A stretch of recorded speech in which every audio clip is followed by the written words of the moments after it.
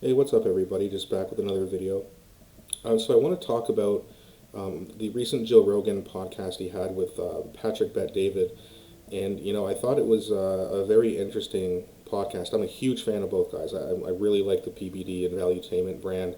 I think they have a really good kind of a good broad spectrum of guests. It's not just people on the right or people on the left. It's people also like Dave Smith, who's like a libertarian, kind of more in the middle. Like he'll talk to anybody, and I love watching people who will do that because I think it's very important to talk to people not only that you disagree with, but or that you agree with, but also that people that you disagree with.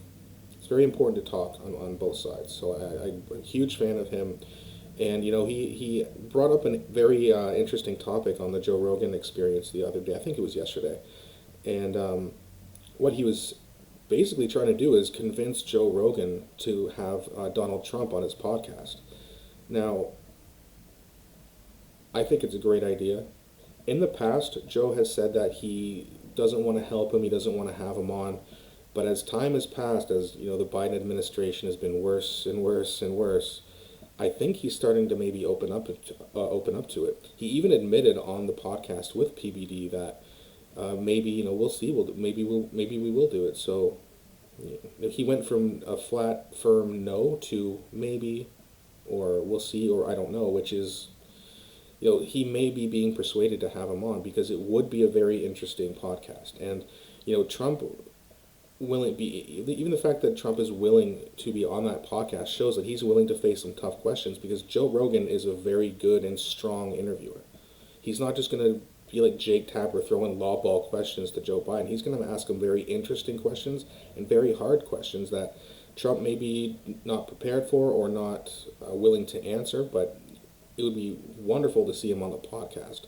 Now, PBD made some really good points too, because in the past when Rogan has said, I don't want to help Trump, you can make an argument that not having Trump on the podcast helps Joe Biden, right? Because the more people who are kind of like who are politically like Joe Rogan, where they're maybe liberal but more in the middle or libertarian or slightly right leaning, if they hear Donald Trump speak and answer the questions properly for 3 hours straight, that could switch a lot of people back to his side. I don't know if that's true or not. I'm just maybe speculating, but I think that's a very interesting point and a really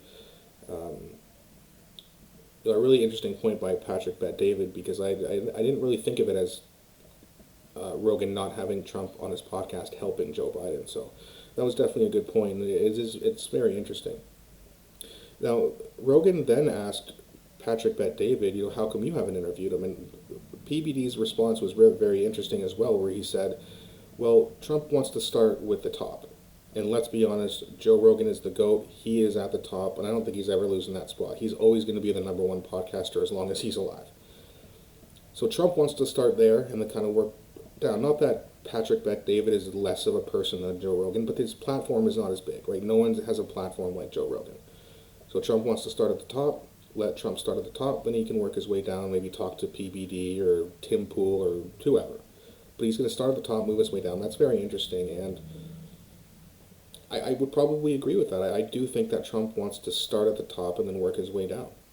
It's also a very interesting point by Patrick because I've never really thought of it that way, but yeah, it's interesting, and I think Patrick Bet-David did a really good job kind of persuading Joe Rogan even more to have him on the podcast eventually. So now there's pretty much nothing that Trump's going to say to make me support him over RFK Jr. But I'm definitely tuning into that podcast if it happens. I'll definitely be reporting it here on this channel as well, and we can all discuss it in the comment sections like we've been doing, which is excellent. But yeah, it's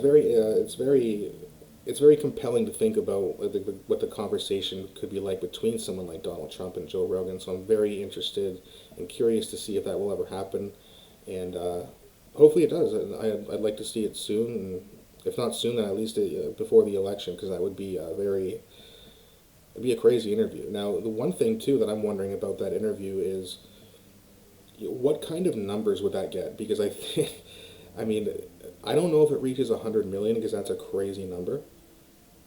But Tucker Carlson and Andrew Tate got 77 million, which is now the record for the most viewed interview. I might be wrong, but I think that there's a good possibility that Trump and Joe Rogan beat that record, and I think they may even hit the 100 million view mark, which would be absolutely insane. But yeah, guys, let me know what you think in the comments. Do you think that Joe Rogan should have Donald Trump on, and how many views do you think it get? What do you think the interview would be like? Definitely let me know in the comments, and I'll respond to those as soon as I can. All right, guys. Thanks for watching. I hope you have a great day and take care.